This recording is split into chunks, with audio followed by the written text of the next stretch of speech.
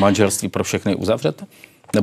Nebo to necháte být a nebude ani manželství pro všechny, ani ústavní ochrana? Ne, já jsem přesvědčena o tom, že spějeme už velice brzy k dohodě, jak se posune zákon o manželství pro všechny. Máme ho teď před druhým čtením ve sněmovně, tedy ve výborech a můžou se k němu přijímat pozměňovací návrhy a myslím si, že najdeme, a nechci teď ještě úplně předjímat, jak to bude, ale shodu na tom, že pokud nebudeme trvat na názvu manželství, tak srovnáme ale ta práva, což je zatím. A tady ten název manželství je to, co je pro některé tou hlavní překážkou, proč ten zákon nechtějí podpořit. A pro ty druhé zase je to zásadní, že chtějí mít stejná práva jako ostatní. To je důležité a já myslím, že je důležité, abychom se posunuli v tom, že budou opravdu srovnána veškerá práva a možná někdy v budoucnu dospěje česká společnost, tomu dospěla, ale i reprezentace politická k tomu, aby jsme nenazývali jedno partnerství a jedno manželství. Ale myslím si, že je důležité, aby jsme se posunuli i v těch právech a